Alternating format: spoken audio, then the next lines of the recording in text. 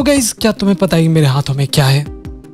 आलू खाओगे? मुझे नहीं पता कि आखिर ये आलू खाओ चल क्या रहा है। अगर तुम्हें पता है तो मुझे कमेंट में बता देना। अब ये मत कहना कि ये माइनक्राफ्ट से स्टार्ट हुआ था। लेकिन गाइस, आज की इस वीडियो में कुछ अमेजिंग होने वाला है और हम लोग जल्दी 100 के सब्सक्राइबर्स कंप्लीट करने वाले हैं। तो मैं एक्सप्लेन करने जा रहा हूँ नारुतो शिपुडेन का एपिसोड नंबर 48 एंड 49, जिसमें कुछ लोग डॉक्यूमेंट्री बनाएंगे। वेल, वो क्यों बनाते हैं और किस चीज के लिए बनाते हैं वो तुम्हें आज की इस वीडियो में पता चल जाएगा। तो बिना किसी देरी के चलिए शुरू करते हैं। तो भी वीडियो के स्टार्टिंग में रिपोर्टर पूछती है कि 1 हफ्ता हो गया है उस इंसिडेंट के, तो सब कुछ ठीक हो गया है ना? नारुतो भी बोलता है कि हाँ सही बोला, सभी विलेजर्स ने मेरी बात सुनी, उन लोगों ने बहुत कुछ किया है और मुझे ये भी पता है कि बहुत सारे लोग ना खुश हैं। मैं उनकी बातों को सुनने के लिए तैयार हूँ। फिर रिपोर्टर बोलती है कि कुछ सालों में बहुत कम गेनिन लोग भर्ती हुए हैं, लेकिन हमारी गेनिन ने बहुत ही अच्छा काम किया है। नारुतो बोलता है कि गेनिन को ऐसे मिशन में जाने का अपॉर्चुनिटी नहीं मिलता, लेकिन मैं खुश हूँ कि उन लोगों ने मदद किया, मुझे उन पर गर्व है। फिर इवाबे को याद आता है कि उसके सेंसे ने उसे सस्पेंड कर दिया था क्योंकि उसकी वजह से ही तो मेटल घायल हो चुका था, और बोलता है कि मैंने बहुत ही मेहनत से ग्रेजुएशन को पास किया, लेकिन फिर भी ये सब हो गया। वही रिपोर्टर चुनिन एग्जाम के बारे में पूछती है तो नारुतो बोलता है कि हाँ सही बोला, इस बार का चुनिन एग्जाम हिडन लीफ में होने वाला है, तो मैं सभी गेनिन को इसमें हिस्सा लेने के लिए प्रोत्साहित करूंगा। भाई ये सुनकर इवाबे का होश ही उड़ जाता है। उसको तो डर लग रहा था कि कहीं वो फिर से फेल ना हो जाए। फिर कुछ टाइम बाद शिकामारु बताता है कि अब बहुत सारा काम बाकी है, लेकिन नारुतो को शिकाडाई का काफी ज्यादा चिंता हो रहा था। शिकामारु बोलता है कि तुम्हें उसकी चिंता क्यों हो रही है? हालांकि मुझे भी नहीं पता था कि वो क्या करना चाहता है आगे, लेकिन उस दिन के बाद से वो आर्ट ऑफ वॉर को पढ़ने की कोशिश कर रहा है। ये सुनकर नारुतो चौंक जाता है और बोलता है कि हाँ लगता है कि वो अपने बाप के ऊपर ही जा रहा है। शिकामारु कहता है कि हाँ, लेकिन क्या मुझे खुश होना चाहिए या फिर मुझे दुखी होना चाहिए? पहले ही इतना सारा काम पड़ा हुआ है, ऊपर से चुनिन एग्जाम भी हमें हैंडल करना होगा। एक सेकेंड। फिर नारुतो कहता है कि आराम से, बहुत सारे गेनिन उत्साहित होंगे एग्जाम को लेकर, तो हमें ध्यान रखना होगा कि सभी लोग क्या करते हैं। तभी नारुतो को इवाबे का एप्लीकेशन दिखाई देता है और कुछ वो सोच रहा था। तो शिकामारु कहता है कि अब पहले की तरह गेनिन लोग नहीं आ रहे हैं एग्जाम देने के लिए, शायद शिनोबी के अलावा बहुत सारा कैरियर भी है। नारुतो कहता है ये सच में बहुत ही बड़ा प्रॉब्लम बनता जा रहा है। तभी वहाँ पर उदान आ जाता है। तो नारुतो पूछता है कि क्या उसका टीम अभी तक सस्पेंड पड़ा हुआ है पिछले कांड की वजह से, लेकिन अब ये सब वो खत्म करेगा क्योंकि नारुतो के पास एक परफेक्ट मिशन था। वहीं इवाबे चिल्ला कर कह रहा था कि मुझे चुनिन बनना है, चाहे कुछ भी हो जाए, मैं फिर भी फेल नहीं होना चाहता। तो मेटल बोलता है फिक्र मत कराओ, चुनिन एग्जाम का सीट लिमिटेड होता है। इवाबे बोलता है मैं पीछे नहीं रहना चाहता, क्या तुम्हें समझ आ रहा है? देखो, अगर हमें एग्जाम देना है तो हमारे सेंसे को रेकमेंड करना होगा होकागे को। हमने बहुत ही मेहनत करके ये गेनिन का हेडबैंड हासिल किया है, हमें दिखाना होगा कि हम कितने ज्यादा बेहतर है। मेटल कहता है लेकिन अगर हमें एग्जाम देने नहीं मिलता तो भी हम रिपीटर कहलाएंगे। तो इवाबे कहता है ठीक है, तो समझ जाओ गाइस, हमें पूरा जान लगाना होगा। वहीं होकागे ऑफिस में टीम 7 को टास्क दिया जाता है एक डिलीवरी का। तो बोरुतो तुरंत जाकर के सभी डिलीवरी करना चाहता था। शारदा कहती है कि देखो, तुरंत का मतलब तुरंत नहीं होता है, हमें थोड़ा समय लगता है। लेकिन बोरुतो कहता है फिक्र मत करो, ये रॉबर को पकड़ने वाले से तो काम आसानी होगा ना, चलो शुरू करते हैं। तभी वहाँ पर मेटल लोग आ जाते हैं। बोरुतो लोग उन्हें देखकर बहुत ही खुश थे कि चलो सभी लोग सही सलामत है। तो इवाबे लोग उनसे माफी मांग रहे थे। ये शायद इवाबे लोग का पहला मिशन होने वाला था। तो लेडी बोलती ठीक है, तो चलो देखते हैं कि टीम 5 को कौन सा मिशन मिला है। हाँ, निंजुत्सु के एग्जाम के लिए एप्लीकेंट गिरते जा रहे हैं, तो तुम लोगों को डॉक्यूमेंट्री बनाना होगा। ये सुनकर बोरुतो एक्साइटेड हो जाता है और बोलता है कि प्लीज मुझे ले लो, ये काम हम लोग कर देंगे। लेकिन कोनामिरू बोलते हैं कि शांत हो जाओ बोरुतो, हमें दूसरा काम करना है। बोल गए हमें लोगों का मदद करना है, तो अपने मिशन पर ध्यान दो। फिर वो लोग वहां से चले जाते हैं। टीम 5 लोग कंफ्यूज हो गए थे कि ये सच में उन्हें करना पड़ेगा, क्योंकि अभी तुरंत वो लोग सस्पेंशन से बाहर आए हैं। लेकिन इवाबे बोलता है कि ये हमारा आखिरी मौका हो सकता है गाइस, अगर सही से किया तो हमारा रेपुटेशन बढ़ जाएगा। तीनों खुश हो जाते हैं। तो उडान बोलता है कि देखो, इससे कोई भी मतलब नहीं है, लेकिन अब तुम्हारा शिनोबी होने का काबिलियत देखा जाएगा। इवाबे बोलता है कि हाँ फिक्र मत करो,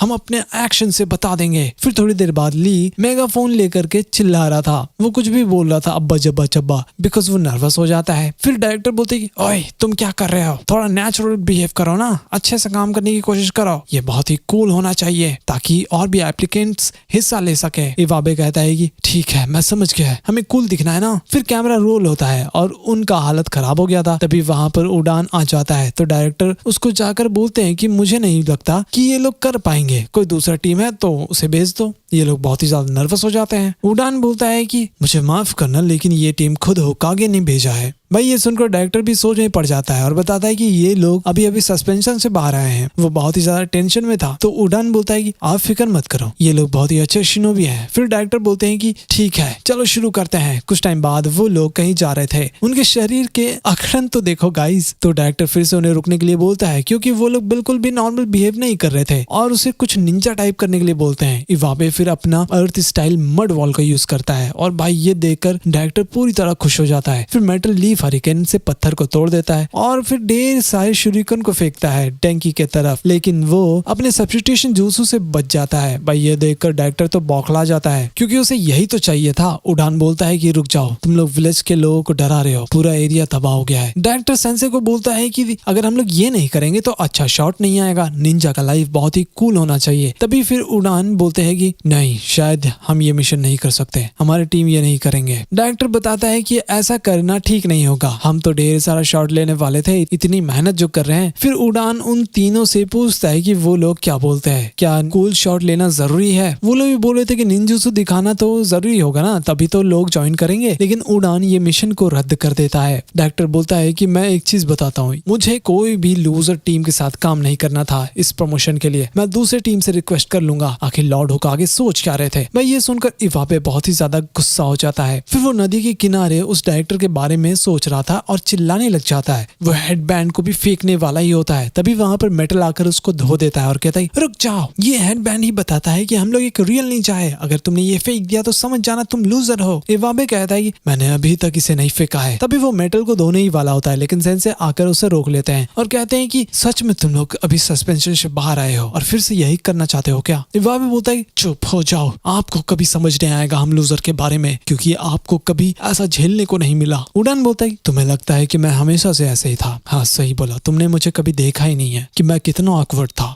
मैं एक कंप्लीट लूजर ही था। एकेडमी उस समय बहुत ही अलग तरह से चलता था। मैंने बहुत बार एग्जाम को फेल किया है। जब मैं गेनिन बना तो मैं सिर्फ एक बोझ था कोनोहामारू और मोइगी के लिए। ये सुनकर तीनों चौंक जाते हैं। फिर कहते हैं कि इतना कुछ झेलने के बाद मुझे कुछ समझ आया, जब तक तुम नहीं समझोगे कोई भी मिशन नहीं मिलेगा, चलो जाकर रिपोर्ट करते हैं। फिर इवाबे को याद आता है जब सेंसे कुछ बोल रहे थे, उसके बाद रात में डायरेक्टर अपना शूट करने के लिए आया हुआ था। वो बिल्डिंग को उड़ाकर फुटेज लेने वाला था। वहीं रास्ते में उड़ान की टीम जा रहे थे, तभी उन्हें एक धमाका सुनाई देता है। वहीं डायरेक्टर देखता है कि ये तो बहुत ही छोटा सा धमाका हुआ पड़ा है, तो चलो अंदर चलकर देखते हैं। लेकिन भाई धीरे धीरे वो बिल्डिंग भी गिरने लग जाता है। उनका तो खेल खत्म था। लेकिन तभी वहां पर मेटल आकर उस पत्थर को हटा देता है। वहां पर सभी लोग पहुंच जाते हैं। डेंकी अपने कंप्यूटर का यूज करके पता कर रहा था। वो सारे कैमरास को एक्टिवेट कर लेता है और बताता है कि बिल्डिंग गिरने ही वाला है, तो हमें निकलना होगा। फिर बिल्कुल वही होता है, पूरा बिल्डिंग गिरने लग गया था। तभी इवाबे आता है और अपने जूत्सु का यूज करके उस पत्थर को तोड़ देता है और ऊपर ही भेज देता है। ये देखकर डायरेक्टर बहुत ही ज्यादा चौंक गया था। इवाबे बोल रहा था कि सेंसे बाहर चलो, ये बहुत ही खतरनाक है। लेकिन वो बोलते हैं कि रुक जाओ, तुम लोगों को मैं कुछ एक्सपेंसिव जूत्सु दिखाने वाला हूँ, तो हंसना मत। फिर वो ड्रिपिंग नोज निंजा आर्ट का यूज करता है। भाई पूरा बिल्डिंग गिरने वाला होता है, लेकिन उड़ान अपने नाक का यूज करके सबको बचा लेता है। ये बहुत ही सुंदर लग रहा था। जो भी था, इवाबे को समझ आ जाता है कि सेंसे आखिर कहना क्या चाहते थे। फिर थोड़ी देर बाद बताता है कि जो चीज कूल दिखता है जरूरी नहीं कि वो कूल ही हो, और हमें जो भी एकेडमी में सिखाया गया है वो कूल बनने के लिए नहीं है। सेंसे बोलते हैं कि लगता है कि तुम लोगों को समझ आ गया। ये सच है कि एकेडमी में बहुत ही कम लोग आ रहे हैं, लेकिन जो कूल होते हैं वही निंजा नहीं बनते। सिर्फ जिसके पास डिटर्मिनेशन होता है वही बनते हैं, चाहे कितना भी टफ ट्रेनिंग क्यों ना हो। इवन तुम मिट्टी में हो और कूल ना दिखो, फिर भी तुम एक निंजा ही कहलाओगे। और वही निंजा की एकेडमी को जरूरत है, और तुम लोगों ने आज करके दिखा दिया। और मुझे समझ आ गया कि होकागे ने ये काम हमारी टीम को क्यों दिया। ये सुनकर इवाबे चौंक जाता है। लेकिन भाई इवाबे का हेडबैंड तो खो गया था। फिर मेटल बोल रहा था कि आज हम लोग पूरी रात लगाकर उसे ढूंढ ही लेंगे। इवाबे फिर मना कर देता है और बताता है कि लोग हेडबैंड से निंजा नहीं बनते, उनके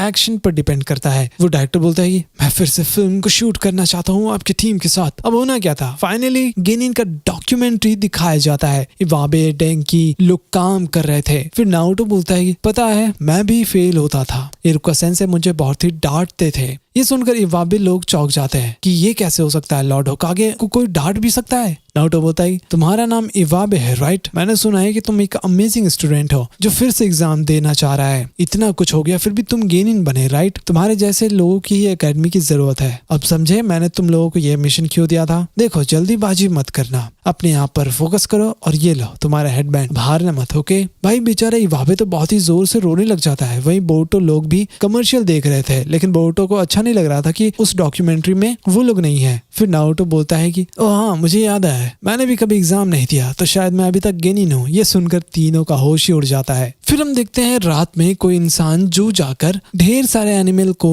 खोल देता है। भाई ये क्या मतलब हुआ? फिर अगली सुबह सुमिरे की टीम जा रहे थे अपने अगले मिशन को लेने के लिए, लेकिन वहां पर तो बोरुतो की टीम अपना लड़ाई झगड़ा में लगे हुए थे। फिर थोड़ी देर बाद सुमिरे, वासाबी और नामिडा जो टीम 15 थे उनको काम दिया जाता है वो जू के भागे हुए एनिमल्स को वापस लाना। और जो ये रिक्वेस्ट किया था ना इस काम के लिए, उसका नाम सुइका था। वो बहुत ही ज्यादा खुश थे कि यार चलो कोई तो मदद करने के लिए मान गया। फिर उनके टीचर हना भी चेक करती है कि कौन कौन से एनिमल भाग गए हैं और देखती है कोई खतरनाक जानवर तो नहीं है। वेल वैसा तो कुछ था नहीं, तो ये काम उन लड़कियों पर ही छोड़ देती है। फिर भाई अपना साए हनाबी से पूछता है कि सुमिरे कैसा कर रही है। वो लोग थोड़ी देर तक उसके बारे में बातें करते हैं और हाँ, हमें ये भी पता चलता है कि वासाबी और नामिडा को सुमिरे का असली सच्चाई के बारे में नहीं पता है कि वो नुए से कनेक्टेड है। वहीं सुमिरे सोच रही थी कि क्या उन दोनों को सच्चाई के बारे में बताना चाहिए या फिर नहीं, लेकिन वो रुक जाती है। फिर अगले दिन सुमिरे अपनी टीम को नए नए कपड़े देती है इस मिशन के लिए और एक सेंट भी लगा देती है ताकि एनिमल्स को पता नहीं चले कि ये ह्यूमंस है। फिर मिशन चालू हो जाता है। धीरे धीरे करके वो लोग एनिमल्स को पकड़ना चालू करते हैं, लेकिन नामिडा और वासाबी के बीच थोड़ा सा मिसकम्युनिकेशन हो जाता है, जिसकी वजह से दोनों एक दूसरे से ही भिड़ने लग जाते हैं। तभी वहां पर एक बंदर आता है और वो एनिमल केज का चाबी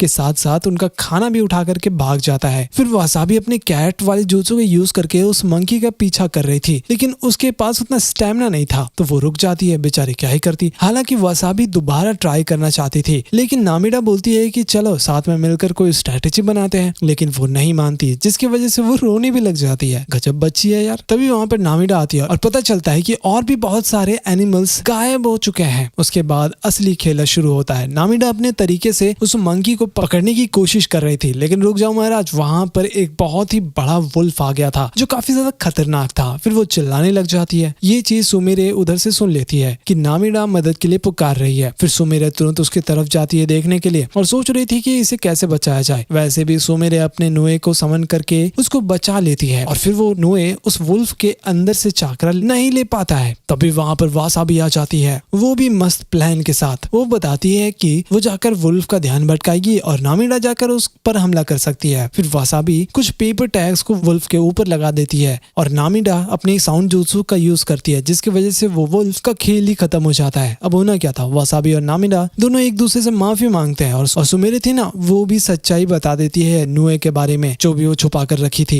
लेकिन सरप्राइज गाइस, उनको पहले से ही नुए के बारे में पता था। वो लोग चाहते थे कि सुमिरे खुद अपने मुंह से बताए और तभी वहां पर उनकी टीचर आ जाती है और उनको उन लोगों पर बहुत ही ज्यादा गर्व था कि सबने मिल करके ये मिशन को पूरा किया। कुछ टाइम बाद वो लोग बैठ करके खाना खा रहे थे और बात कर रहे थे चुनिन एग्जाम के बारे में। वेल इनके मिशन के बारे में बोरुतो और मित्सुकी को भी पता चल जाता है। तभी वो मंकी आ जाता है और फिर से वो उनका खाना लेकर भाग जाता है। जैसा कि तुमने देखा, इवाबे, टेंकी और मेटल ने मिल करके एक डॉक्यूमेंट्री बनाया। हाँ, वो लोग नर्वस तो होते ही है, ये तो हमें पता ही है। और भाई जो उड़ान का जुत्सु था वो किसी ने शायद एक्सपेक्ट भी नहीं किया होगा। खैर मिलते हैं अगली वीडियो में, लेकिन जाने से पहले वीडियो को लाइक और चैनल को सब्सक्राइब करना बिल्कुल भी मत भूलना। नेक्स्ट वीडियो तक शायद 100 के सब्सक्राइबर कंप्लीट हो जाएगा, राइट?